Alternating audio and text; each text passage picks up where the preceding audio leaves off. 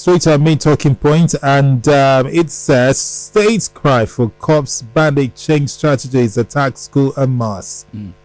Let's talk about this. 130 secondary schools in Zamfara deserted communities shot 315 secondary schools in Kebbi lack security, says NUT chairman.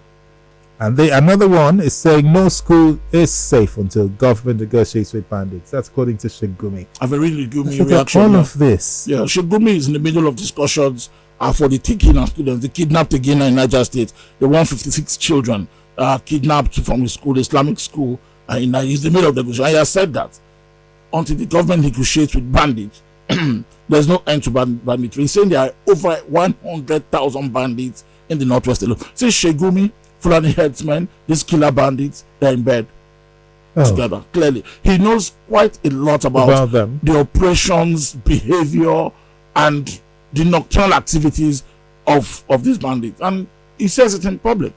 The Punch interviewed him, and he says he's right in the middle of negotiations. Because the bandit asked for 200 million for Tikina students, for Tikina children, and of course the parents couldn't afford it, so they reduced to 150 million. And he said the bandits are not reviewing the cowboy again, and the state government is probably broke. You don't have that money, you don't have the resources. So he's throwing a hint to the federal government to assist. What Sheik Gumi is saying is that we must pay the ransom to get those children out. He said that he had told the bandits that these are innocent children with poor parents, but they don't care. Those children have been kidnapped for this is second week. So Sheik Gumi is right in the middle of this, and he's advising government that until you negotiate with these bandits and solve their problem, they will still be bandits to populate the forest and continue to kidnap. That's what he's saying. He's saying this at a time when armed conflict in the north has completely interrupted the education of children who are already disadvantaged. Because there are more children out of school than anywhere else on this continent. Even before this crisis started. Even in the world. The government was talking about 10 million children out of school in the past. But I'm sure there are more now. Look at the mass closure of schools across the north. There are 315 secondary schools in Kebbi State. Most of them are shut. In Zamfara State, 342 secondary schools. You just read 133 in deserted communities are all shut. They've converted all the boarding schools in those areas to day schools. Kebbi now have shut another 7 very important schools. We're not talking about the ones in the hinterlands.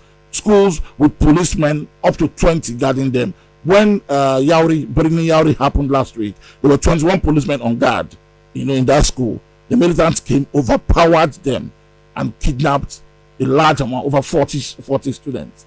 It's a story across under Nigeria. How much police? The other day, the Katsina State governor said to police the entire Katsina State has less than 300 policemen. This is one of the biggest states in this country in terms of landmass. So it's already a failure of the education system that if you cannot provide security, close the schools. Because Birni Yauri is a federal government college, a unity school. A pro-unit schools that are supposed to completely have security in their boarding areas, in their classroom areas. And they do have 21 security policemen. It's a lot of policemen. For a secondary school, when I went to secondary school, I'm not sure I saw one policeman, but 21 policemen armed. You almost even put the children in a position where they will not understand. Are we going to learn? Exactly. With plenty of policemen, we've not yet. A kidnapping succeeded at that school in the middle of Kebbi State. So you can imagine what will happen in a place like Sokoto. A town I know very well, because the local governments are far-flung. From one local government to another, it's almost 2 hours sometimes. Yeah, I know. Far-flung, deserted communities. You just see one school there, like that. Alone. The secondary school where I even taught when I was 7 is a federal, is a government science college. Yet it was right at the end of town, deserted completely. So you can see that if bandits really want to cripple these schools, they will just do it. Especially because of the way we know what their operations are now, and they've changed strategy. Before they probably kidnap anybody, now they are going for schools because they know that the emotion lies with such kidnaps. Look at Tigina. They were innocent children between 6 and 10-year-olds. They kidnapped them for 156 of them. It's second week running now. They are still in kidnappers' captivity. They separated them from the adults they kidnapped with them. We hear now that 15 of the adults escaped the other day. They are back in town, but they were separated from the children, so they didn't see the children. This is a sad story of the Nigerian situation today, especially in the north, where we do not know where education has completely been interrupted. So we're talking about 10 million children out of school. Official numbers is more now, and the state governments have no option but to keep closing the schools.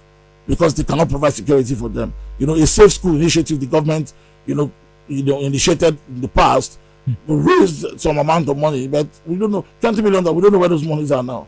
And I don't think money is enough to even provide security for the schools in the north.